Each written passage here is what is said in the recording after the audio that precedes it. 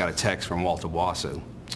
He was a senator at the time that I served with in the Senate, and his text was simple: "My people are dying. I need help."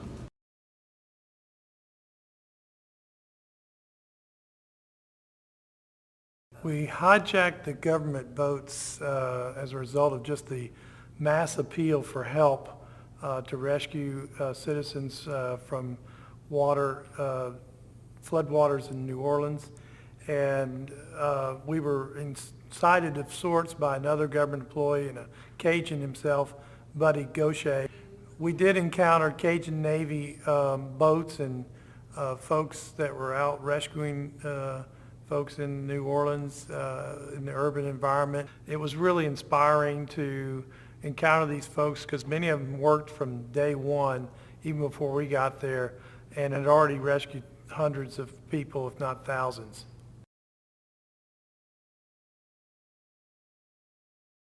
Well, growing up in New Orleans, you often heard people talk about the big storm. And although hurricanes were a normal part of our lives, we prepared for them, but no one ever predicted that that big one would be something you actually experienced.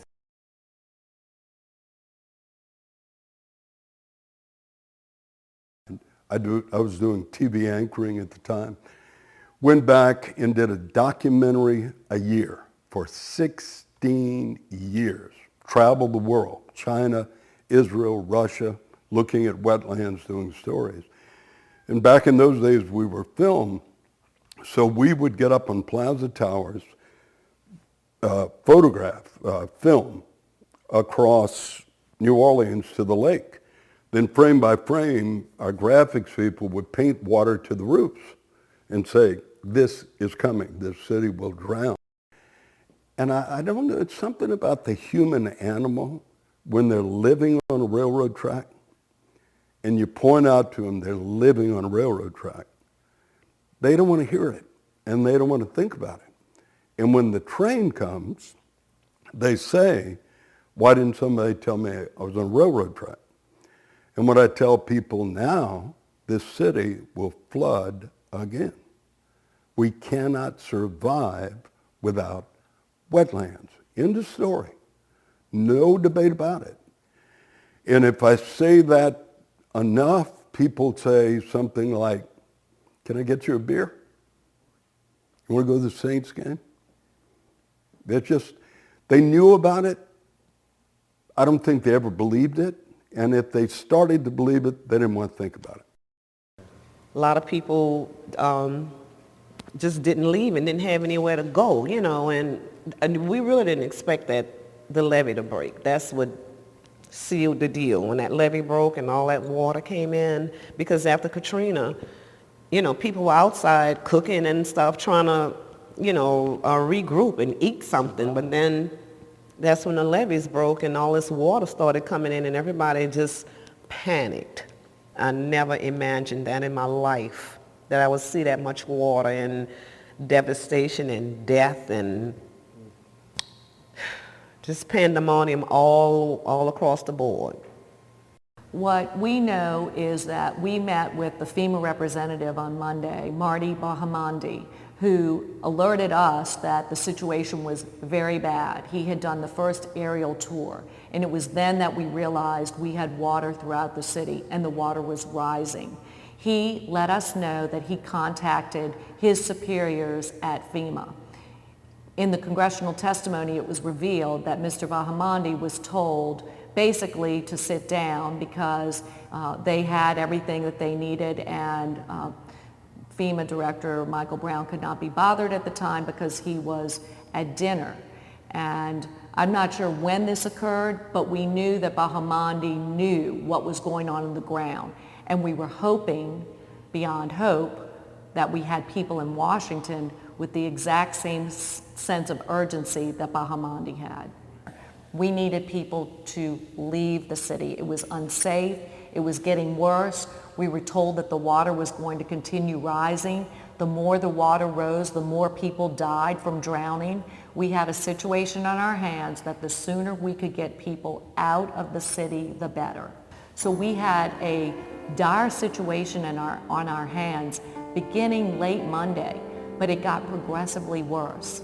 And by Wednesday and Thursday, we were in such a bad place that there weren't many situations we weren't dealing with in terms of just pure chaos. There was no communication at all. We had no buses. We had no outside help in any grand manner besides the State National Guard. And we really did not have the means to take care of fires, shooting, death, drowning, people in the Dome and the Convention Center. We just needed an army, and we didn't have an army. There is no question that on Wednesday, when Deputy Chief Warren Riley walked in to the room where we were meeting and said that things were so bad that for the first time in his lifetime, his police officers had run out of ammunition. They were in such a state of under attack, so to speak, by just chaos on the streets.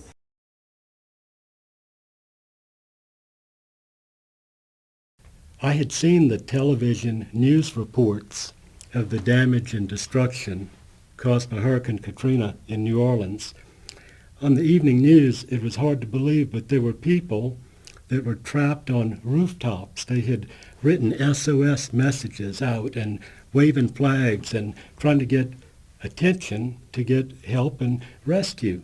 And I was amazed listening to the radio and television reports that there were only 2 boats that the city of New Orleans has allotted to the police department. And I thought, how in the world are all these people going to be rescued with 2 boats? And so as the day, I'd seen that on the evening news, and the next morning I was listening to the radio, and there was a mention that a group of concerned citizens were going to meet out at Acadiana Mall. I think it was at 3 in the morning, and bring your boat.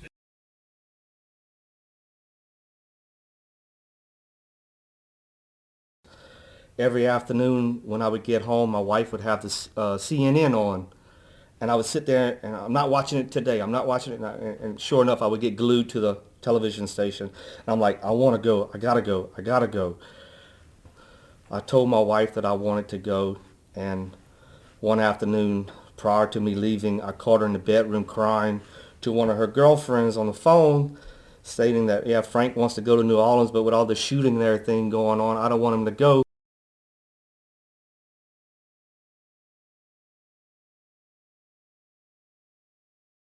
Yeah, well, it was like 4 o'clock in the morning, and we met everybody at the Acadiana Mall, and there were hundreds and hundreds of boats. The word had really gotten out, and people simply wanted to help. They did not know the faces, the backgrounds, or anything about the people in New Orleans, but they wanted to go help. There were very few people apparently in charge of that. No real instructions were given. I think I heard somebody say, if you find a body in the water, don't touch it. I mean, that's what was on the news, and everybody kind of felt helpless.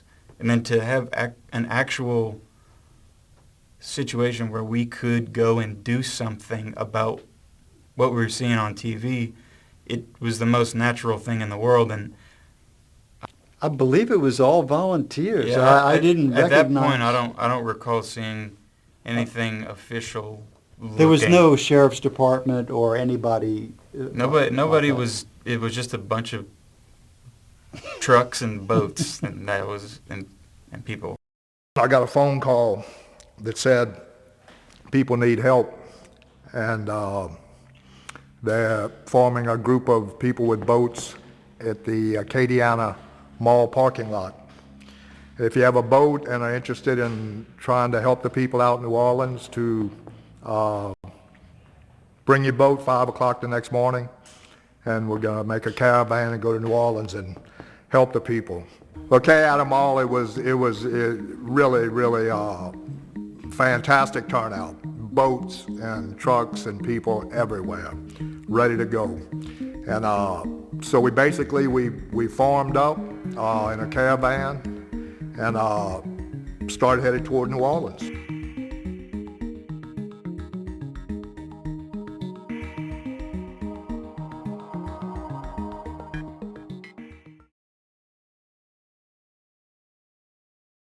When he went to New Orleans, he and a bunch of other people that were with him, traveling to New Orleans with these boats, found that they had to actually trick their way in. They had to trick their way past the obstacles that the paralyzed institutions had put up, not out of any ill will, I think, just out of ignorance. They didn't know what was going on. The communications had fallen apart. They didn't know what to do on their own. Felt uncomfortable, uneasy, taking charge of a situation. And so a lot of times they were, well, when Francois and Marshall approached where they were going to try to put in, at where I-10 splits off right by City Park, there was a guy in a FEMA jacket, just doing like this. Just turn around, go back home. We can't use civilians in the water. It's too dangerous. It's shooting and looting, go home. And Francois said to his buddy Marshall, I didn't come all this way to get turned around that easy. So he pulled over, and when he did, about 4 or 5 other people behind him pulled over and said, oh, something new's happening. So they all pulled over too, and he went out and talked to the guy. He said, he told Marshall, his buddy, to get behind the wheel, because I think he instinctively knew if we get a window of opportunity, it's going to be pretty slim. And so he went to talk to the guy. Now, remember, it's August, right? So the windows are up and air conditioners are blowing. Marshall can't hear what he's saying over there. And what Francois said the guy told him was, we can't let you in, it's too dangerous. And Francois said, well, if you think it's too dangerous, don't go in. But we're all right. We're willing to go in. We want to go in. And the guy says, I'm sorry, sir, I can't let you do that. And Francois said, Ace, you ain't big enough. And he pushed him aside, and he waved him in. Well, at that point, Marshall figured, well, he talked us in, we're good. So he started landing the boats. The 5 or 6 people behind him started landing boats too. And because of that trick, they ended up putting 5 or 6 boats in the water. But we were stopped by a sheriff's department deputy saying, you can't go any farther. And all of the cars were queued up behind us along with the boats. And we said, well, why? He said, look, man, that's the rule. And the thing, obviously the thing is driving it is we knew that there were people on roofs in the water, and we knew that the official, within a day it was clear that any official response wasn't adequate. They had us pull off of I-10. We didn't know what. We never really nobody didn't know knew what why. the reason for that was. I guess there was there were police directing that. Maybe, I guess I-10 was basically shut down eastbound going into New Orleans. You had absolutely no clue who was in charge. I was a 4th in line, and the Wildlife and Fisheries stopped us. We could look off into the distance and see the city flooded, see people on roofs, see people hanging out of windows. It was pretty obvious it was a serious situation. And we asked them, where do you want us to go? They said, well, we don't need you. We need y'all to turn around and go home. The first 3 groups of vehicles started to turn around, just kind of complacent about the whole deal. And I looked at my brother and said, there's no way I'm going back to Lafayette and leaving these people. And so we turned around, got in the westbound lane, and I knew of a cut further down the interstate that cut across to the old highway that went across a Huey P. Long bridge. Went through a little town called Boutte. And so as we were headed toward that, a lot of the trucks that had boats and stuff just kept going straight. Well, I took that turn off and headed toward Boutte, toward the old highway into New Orleans. And as we were going down the road, as soon as we hit the old highway, I had a truck come flying by me from Angola State Penitentiary. And I said, here's our chance, man. I said, we're going to get right behind him, and we're just going to follow him in. And because we had heard that they had roadblocks and they were not letting people in, not letting people across the bridge, this, that. And so I just got on his tail. We stayed right on that bumper. And every checkpoint we came to, they just flagged us through. And the next thing you know, we were going across the Huey P. Long Bridge and into the French Quarter. And we pulled up in front of Harrah's Casino, which was a staging point for the few people, the few policemen that were left on that end of town. The French Quarter was the only high spot that was left. And there were very few people. There was total chaos, actually.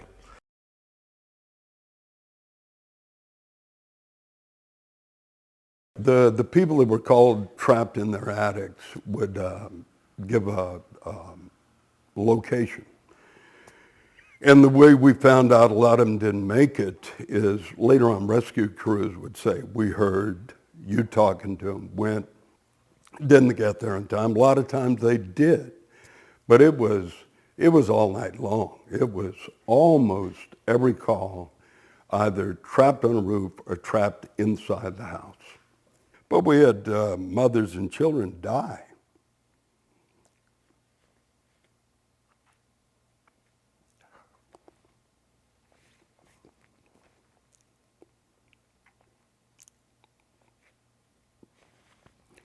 Pardon me.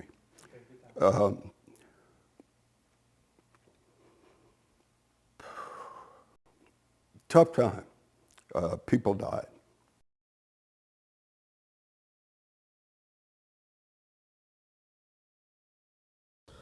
On coming down the Chef Mantua high-rise, everything came to a halt.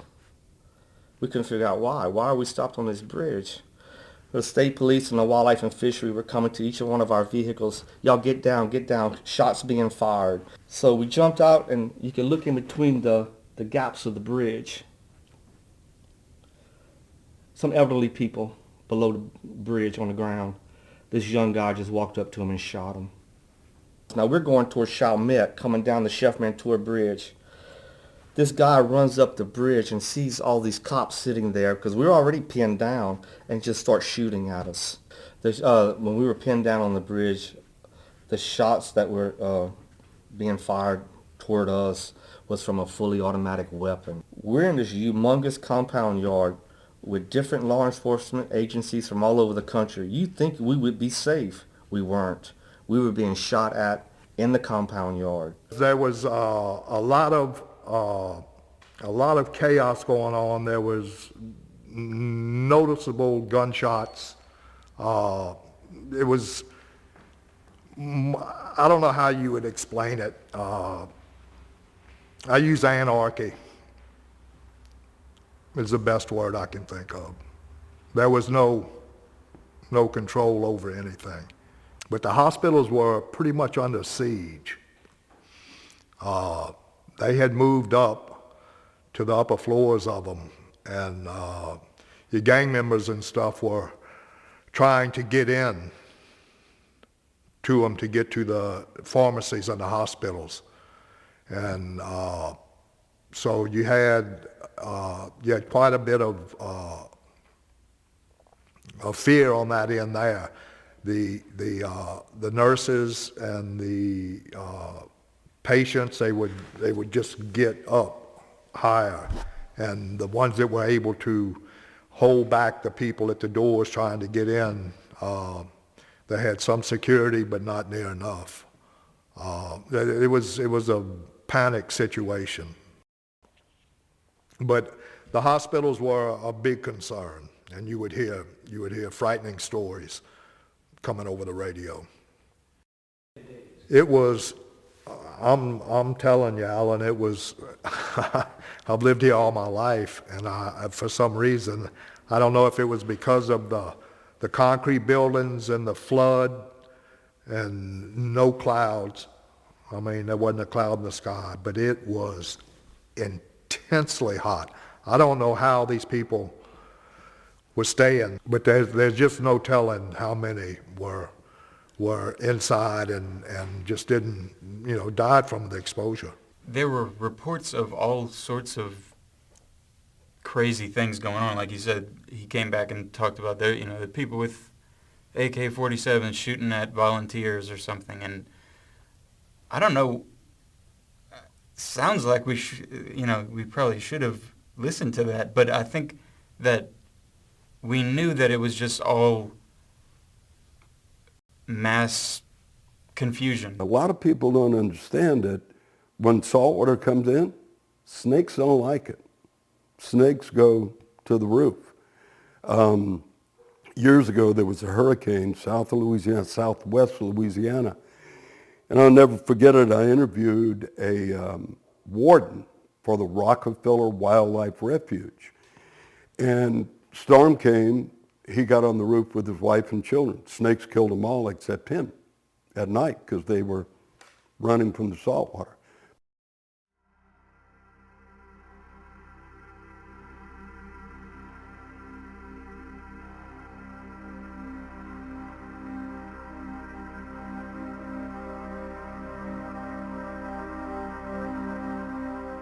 This extraordinary event was more than normal in the sense that because of levee breaks in the Mid-City area and Metairie, Lakeview areas, people were used to the fact of water rising during a hurricane just because of the excessive rainfall. But to have the water engulf the first floor of their homes or to challenge them to figure out how to climb into their attics or their second stories for those that had two-story homes was part of the crisis that took place. New Orleans was never prepared for a levee break, and the fact that it happened in minutes, essentially. And all the people that we rescued and interviewed, and just to get a feel for what happened and how it happened, always came back that it occurred so quickly that once the water started rising, it happened in 20 or 30 minutes that it rose from 8 feet or more. Imagine the smell. It was so strong. A lot of us had to put Vaseline under our nose. Prior to getting in the water, we had to take shots and everything because they said the water was contaminated. The water level was completely the whole first floor. Yes, sir. And you figure first floor, most houses, you figure anywhere from 10 to 12 feet. At this point, the water was up to the second floor, so that the housing complexes that had a balcony, when we were pulling up to the building, we were pulling up to the second floor.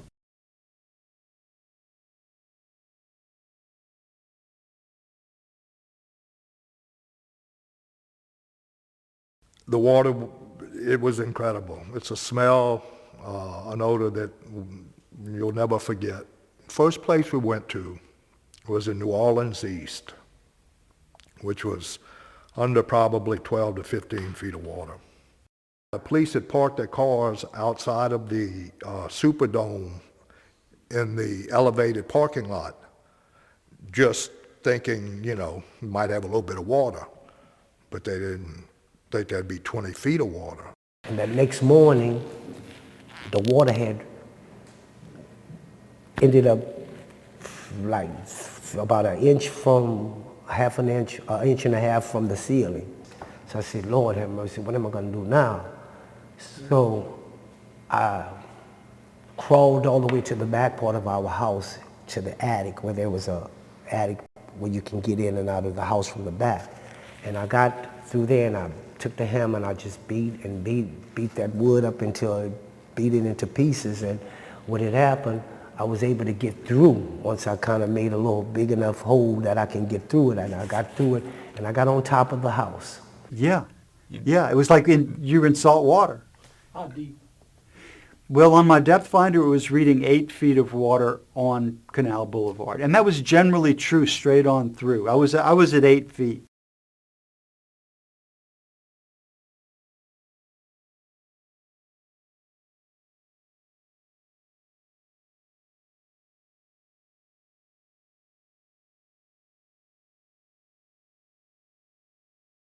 We finally get in, and we're riding around, and we run into the Coast Guard or somebody, and they said, don't even go in there, that neighborhood's taken care of. We went in and we got everybody out.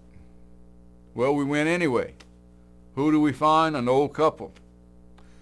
They wouldn't take the couple because the couple wouldn't leave their animals. So we loaded up the old couple, the dogs, and everything. First thing we did was find somebody. The people we were rescuing were up on the second story. All of the bottom floor was already inundated with water.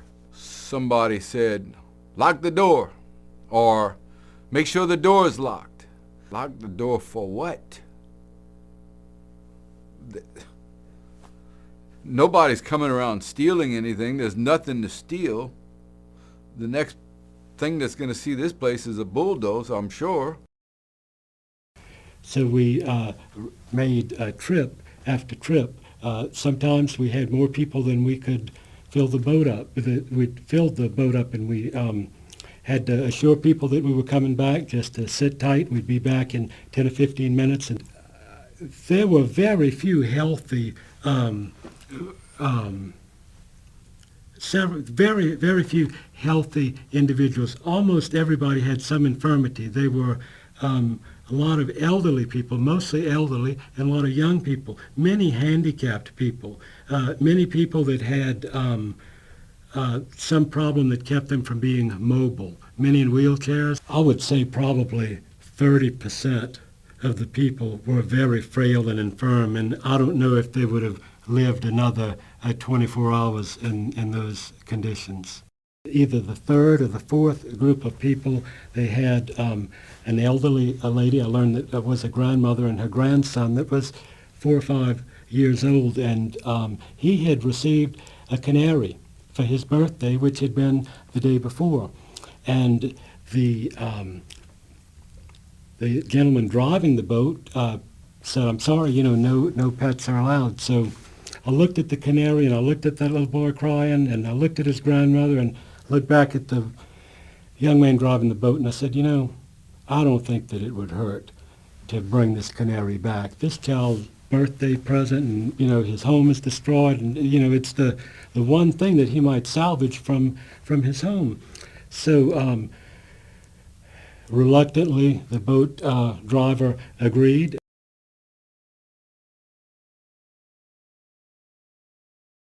It was 4 stories, like I said, water up to the second story, balconies just lined solid with people wanting to be anywhere but where they were.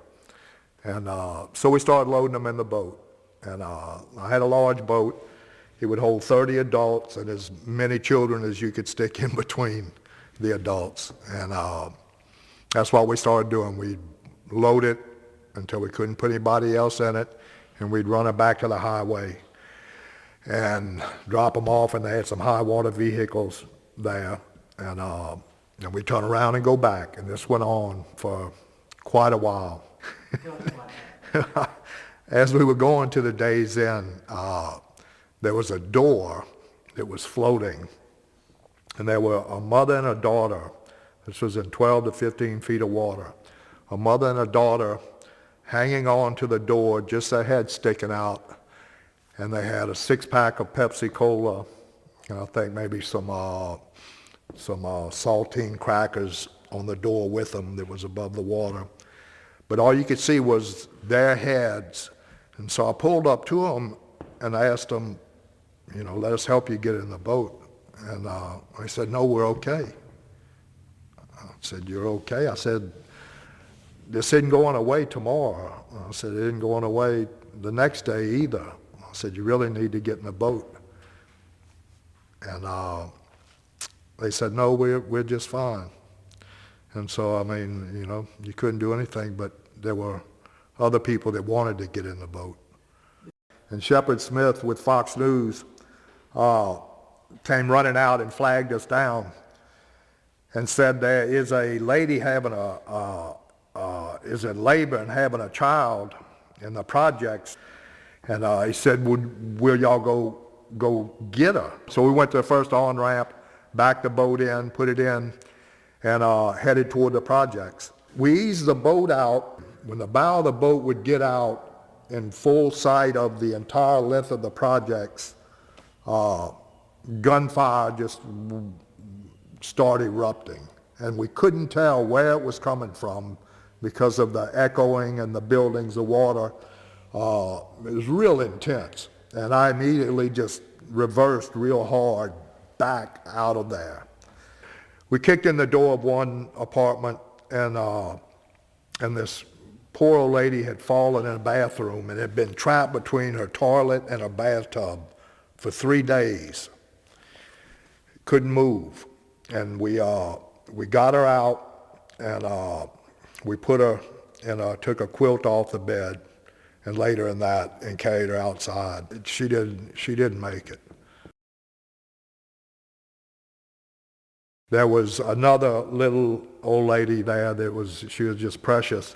She was so concerned. She wanted to come with us, but she wanted to look presentable. And it was really cool. She asked if she could go back in her apartment and get a brush and brush her hair, and I said certainly. Most of the people we found were elderly people missing a limb, an arm or a leg or something. That was the bad part about it. I found people hanging on the fences, swimming across the yards. Do you want to be rescued? No, I'm staying. Okay, once we leave this neighborhood, you're on your own until the water goes down. Majority of the people we found, we tried to get in our boat. They refused to get in our boat because we were the police. We hit one home. It was I want to say a family of five to seven people. They knew something was fixing to happen. They all had life jackets on. But unfortunately, when the wave came in that night, it busted down their doors and everything, flooded the house so fast, it pinned them up against the ceiling, and the whole family drowned. And when the water went back down, they went back down into the living room. That was horrible. I said, kill the engine and we're going to paddle. So sure enough, we made the first street. I hear this tapping on a window. And I looked up in his second-story house and had an old man in there. And he raised up the window and we asked him if he wanted to be rescued. And he says, yes, I do. Well, I fell out of the boat. What I mean by falling out of the boat, I had my dive equipment on. And I fell out of the boat. I found the front door. As I'm going in, now I'm underwater. I find the staircase going up to the second floor. And once I found the old man and I asked him, I said, sir, I'm so-and-so with the police department. Do you want to be rescued? He said, yes, I do. I then took him to the window and we had a rope. We tied a rope around him and we lowered him from the second floor about halfway, in between, I would say the first and the second floor, about halfway, we lowered him into the boat. Prior to everything that happened, being pinned down, a guy running up the bridge shooting at us, the guy in the motel room shooting at our convoy and everything, finding that first person made everything go away. It felt good. We accomplished something. Once we cleared out the subdivision that afternoon, I decided I had enough. I wanted to go home. I didn't think I was going to see as much death that I did see. I thought I was just going to go down to New Orleans and pull people out of the water and put them on safe ground. My wife went around to all these different shelters trying to find a family that needed a home, whether it be a single mom and children or this particular lady. Well, she found this lady and brought her to our house, and the lady stayed with us until she passed away, which I think was about 2 years later. 2 years later, she passed away. Yeah, her name was Miss Ruth. Her name was Miss B, and I honestly cannot remember her last name. But she was so frightened. They were hearing all this information coming in about the Superdome, the turmoil that was going on there and everything. And they were scared to death because when the sun would go down, they were surrounded. The water was up to the top step in the convent. And a lot of people had taken refuge there. And this one particular woman, Miss B, was 87 years old, and she was scared to death. She wanted to leave. She wanted to get out of there, but she didn't want to be put off on the road anywhere or go to the Superdome. And for some reason, she made a connection with me, and she made me promise her that if she got in my boat, that I wouldn't let go of her. I wouldn't let her out of my sight. And I said, come on. So she did. She got in the boat, and 2 other people from there got in the boat with us, and we went back, excuse me, to my truck. And of course it was running. I'd leave it running, air conditioner on, put her in it. They hadn't had any air conditioning or anything. And she stayed in the truck the entire afternoon. We would go from place to place, and an officer would stay with her, or my brother would stay with her. And then I'd go out, and we'd come back with people. And I ended up coming back to Lafayette that night. I brought her and a young girl that had just gotten out of a rehab center. I mean, it was such a total difference. This was an 87-year-old woman. My mother was 87 at the time, so I could relate to her. And there was the young. And we brought her to my house and called her son-in-law and daughter in Dallas. She gave us the phone number because they hadn't heard from her, didn't know what was going on. My name is Doug B. Avenue, born and raised in St. Martinville. My name is Drew LeBlanc. I'm from Grand Bois, Louisiana. Well, I didn't like going to school, so I didn't want to ride the bus, but they made me. So what I did was, I have a hard time believing this, but I did it. When nap time every day for a week, they couldn't understand. I'd be missing every day. I didn't want to take a nap. So they couldn't understand where I was going. So what I'd do was, we lived right across the bayou. So I'd go to the edge of the bayou, Mr. Bro, remember him? Was our principal at the time. And one day he decided to follow me. What I'd do is I'd get buck naked. I'd make me some sandwiches and put them under my canoe. And I'd swim the bayou at 5 years old. I'd go to my canoe. I'd be buck naked so my clothes wouldn't get wet. So I'd go back across the bayou, pick up my clothes and my books, and then go back into my canoe. And then when school was over, I'd meet everybody. Like, why you didn't ride the bus? So I took another one. I lied until he caught me. So the principal followed me. He says, Douglas B. you get out of that water right now. Come back here. I was buck naked. I'd go in the water so I wouldn't hear him, but it didn't work. So he got me back to the bank and called my parents, and well, I was in all kinds of trouble. But they watched me every day, so I couldn't run away from school no more. Has he gotten worse since then? No, Lord. They should have whipped his behind. As watching the weather, I knew they were in trouble the way it was turning. And I was telling Drew that New Orleans is in trouble, that we need to prepare and maybe we help these people. It wasn't very cooperative. When we got there, they had wildlife and fisheries, and they were all kind of huddling up and talking about their game plan. And they told us actually to pull over. When they turned hundreds of boats away and made them go home. Because it was a control thing, you know. Yeah, it's who wanted to be in control. It was kind of disastrous. And not a damn one of them knew what they were doing. I said, Drew, this is not what I came to do. I said, 15 minutes passed. I said, this is not working. She said, well, Doug, they told you not to get out of line. You're going to probably go to jail. I said, well, it won't be the first time. So I said, hold on. He was in jail so many times that he actually had his own cell. And when he would come in, when he'd be brought in on a Friday night or a Saturday night, the jailer would say, Mr. Bienvenu, we've been expecting you. And so they would escort him to his cell. He'd spend the night or 2 nights or whatever it was. In addition to being put in jail for bar fighting, he was also put in prison on a weapons charge because he was in a standoff with police in St. Martinville in 2001, I believe the year was. He went to prison for 2 to 2.5 years and got out and pretty much went straight for the most part after that. One of the things that turned Doug Bienvenu's life around was he met Drew LeBlanc. Now Drew was an attractive, though frail-looking woman who had really bad kidney trouble. She nearly died from it in her 20s. So Drew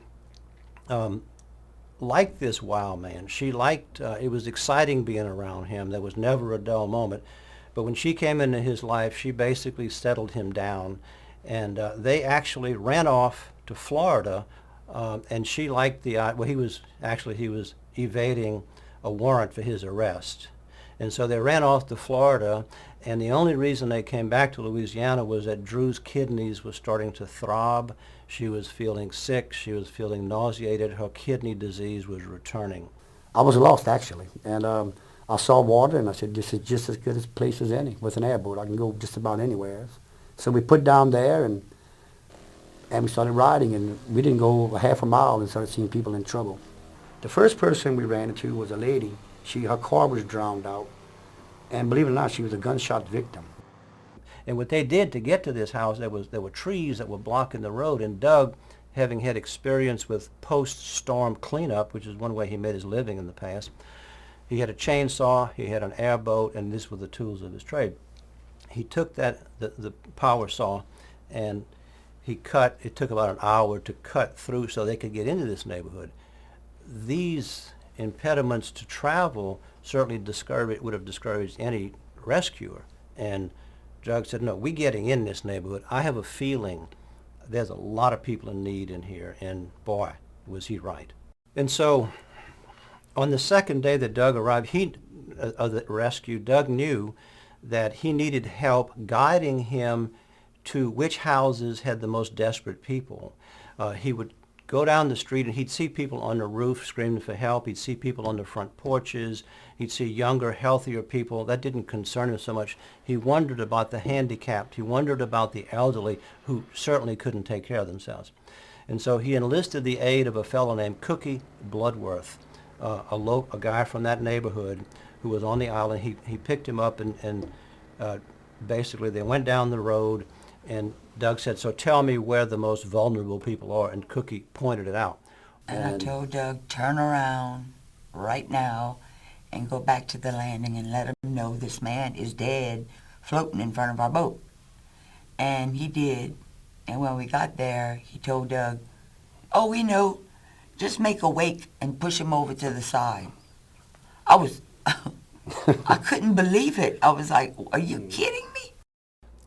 So the airboat arrives at this house which is occupied by two elderly men, one age 80, one age 90. And when Doug and Cookie looked in, they saw the 80-year-old holding up this waterlogged mattress, and on the mattress was his 90-year-old brother. The guy holding up the mattress, the water was up to his chin. The water was still rising about this time, by the way. New Orleans was still flooding, and so the water was up to the man's chin. He's holding up the guy, and then meanwhile there were snakes. He's swatting away a snake and trying to hold the brother up with one hand. And when the 80-year-old who was holding up the brother saw Doug and Cookie, he finally was able to relax, and he just sunk under the water, and then the mattress started to sink too. And so Cookie and Doug got the mattress, and they folded it up and got it through the door, and they came back and they got the 80-year-old guy. But it's very clear that it was a matter of hours, if that, before both of these men would have drowned. I'm going to say the most I saw was 14, 15 bodies total.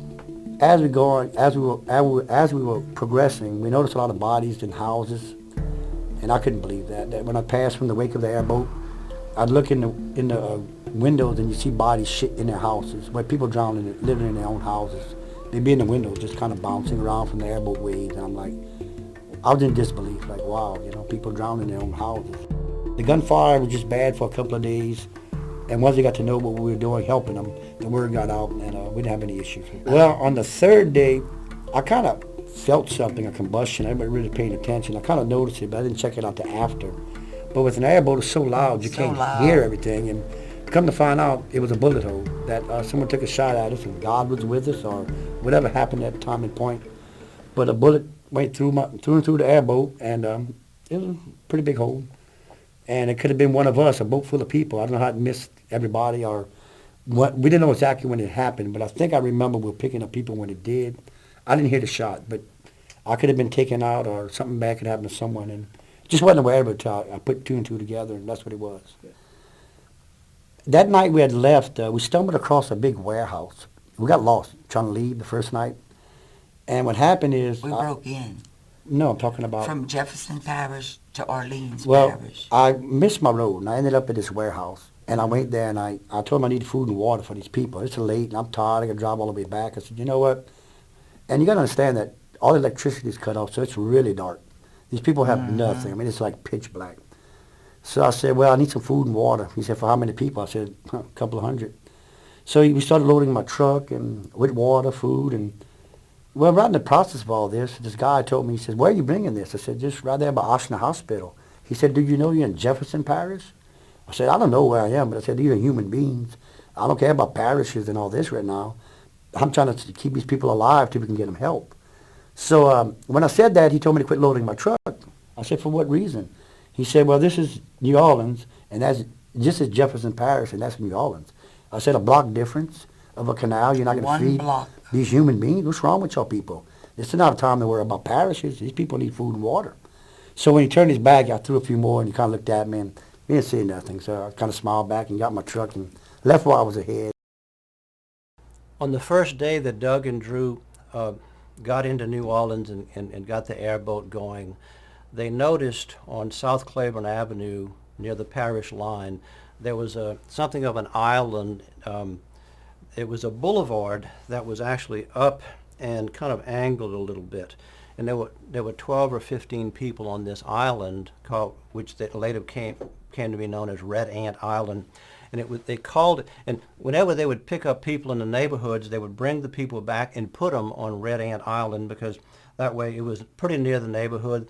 They could make their trips shorter and bring more people out of those neighborhoods. So the poor people, the refugees or the evacuees who were on the island, were subjected. They were hungry, they were thirsty, they were sick, they were afraid, there were mosquitoes biting them, and then there were red ants climbing all over them. Moreover, they felt like they were abandoned, as like nobody was coming to get them after Doug and Drew dropped them off on this Red Ant Island. And they wouldn't come pick them up. They just left them there. We come back, we saved them the first day. We got back the next morning and they were all still there, the same people we saved.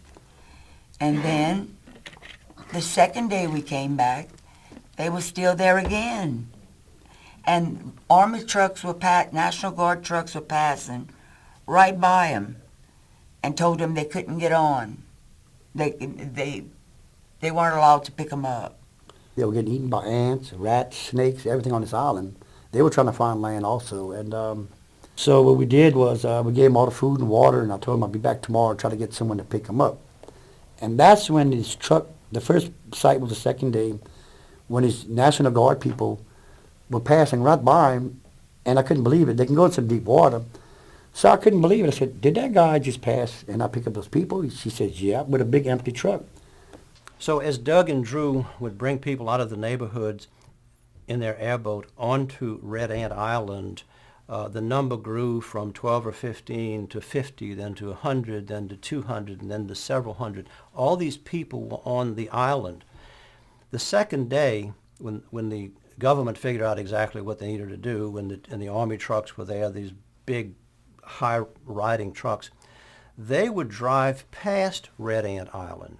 And the people would say, hey, what about us? Rescue us. And so trucks, many trucks, on that second day, in the morning and the afternoon, they passed by the people on Red Ant Island. And this upset Doug, like, hey, you need to stop and pick these people up and bring them back to get a bus ride out of town. So on the third day, after the people had been bypassed a number of times by the Army trucks, and Doug's temper just reached the boiling point, he tracked one of these trucks down, which had parked about a mile up the road. He turned his airboat head to head with this truck and gunned it and hit the truck, boom, head on. And the guy in the truck practically got whiplash. I couldn't believe that they passed him up to begin with. So me and the guy actually got in a competition somewhat. I met his truck head on and I bumped his truck. He said, man, what you think you're doing? I said, what you think you're doing? He said, I have orders. I said, I got an order for you. Go back and pick up those people. And I said, man, you just passed up all these people. I saved them and need a ride out of here, you know. And I went to go after him, and he got kind of cocky about it. I said, well, that don't scare me. And when I got up, it was shallow enough at that point where I was going to meet him, and I think we were going to get into it, and I was ready. So Drew grabbed my shirt. Doug, don't. I said, boy, I said, you're lucky today. I said, You're going to pick up those people because I'm not going to get out your way. And so he made the round and went pick them up, and I said, that's what I'm talking about. There was this couple that we saved on the third day, and they had a little baby, and the mom and dad had come running up to me, and they said, could you please take care of my baby? Can you please bring my baby to the hospital? I said, well, it was so dark. There was no lighting at all. And I said, which hospital? And they said, Oshner's, which was about maybe 4 blocks down the road. I said, okay. I said, and our back of the truck was full, the second seat in the back of the truck. And I told them, I said, y'all going to have to ride in the very back of the truck. I said, because there's no room in here. She said, it's no problem. I said, give me the baby. So I took the baby into the cab of the truck, and I put the air conditioner on. And that baby, it's like that baby sensed something was going on. She never cried. She just would lay there and look at me and bat her little eyes and just, she kind of smiled, you know. And so Doug, nervous like he is, he jumps in the truck and he starts talking and putting the truck in drive, and he goes, okay, now baby, listen, this is what we're going to do. And I'm not answering him because I'm talking to the baby. He's like, who are you talking to? And he turned, and when he looked, he said, what is that? I said, it's a baby. What? Drew, you can't take a whole baby. And I said, he said, what do you plan on doing with that? Bringing it home? And I'm like, no, Doug. I said, we need to bring it to the hospital. Well, where's the mom and dad? I said, in the back of the truck. He turns, he looks, he goes, are you joking? I said, no. What hospital? I said, Oshner's. I said, it's 4 blocks down. I said, we're going to drop the baby off. And so he said, oh, okay. So we drove up to the hospital, and I think a nurse met us outside. Yeah, they were just getting up and running with generators, which was, it's fortunate for the Right. baby because it had bad asthma and a beautiful little baby. And the parents, they were so thankful, and I'm like, It was look, so thankful. you got enough problems on your hands. Don't worry about us. Go take care of your kid because the baby was near death. But the air conditioned, and Drew had a little rag, kind of patted it, helped it out a lot, and kind of wet her lips and all. And then the baby was so cute, and then I thought Drew was going to take that baby home. I wanted to. I wanted to take that baby But home. the good thing is we got the baby help. I went back to New Orleans and I tracked some of these people down. Some Ann Nathan, Bobby Nathan, Carol Terrence, people like that. And when we mentioned Doug and Drew's names, they practically genuflected. They said, oh my God, these are angels. They came for us. They saved us when nobody else would come. Doug and Drew gave everything that they had in terms of their care, their expertise, and their money. What ended the mission for Doug and Drew in large part was that they were flat out of money. They drove from Breaux Bridge to New Orleans and back each day, back and forth each day. They bought supplies, they bought water, they bought food, they bought gas, but they just flat ran out of money. Doug looked around to see if anybody wanted to contribute some gas, and nobody did apparently. But they used up their rent money, they used up their gas money and their food money, and they pretty much ended up with about $5 in their pockets.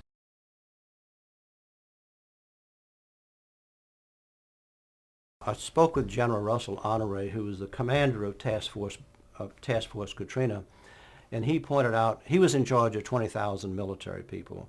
Governor Blanco was in charge of the National Guard, and the citizenry was in charge of the Cajun Navy. Anyway, but General Honore pointed out, he said, oh yeah, I've got a lot of respect and admiration for these people from South Louisiana who brought their boats. He said, without them, there's no doubt that hundreds and hundreds and hundreds of lives were saved. You know, we in the military saved a lot of people, but the neighbors and good Samaritans and the good people from the Cajun country of South Louisiana, they saved hundreds upon hundreds of people who totally would not have made it without their assistance. Well, you know, the picture is very easy to paint. Thousands of floating bodies. I mean, like Nagasaki, Hiroshima, all of those people either would have starved to death, drowned. people would have died of rabid animals, snakes, exposure, drowning. Without the Cajun Navy, I don't know how much we would have had to rescue when United States help finally came.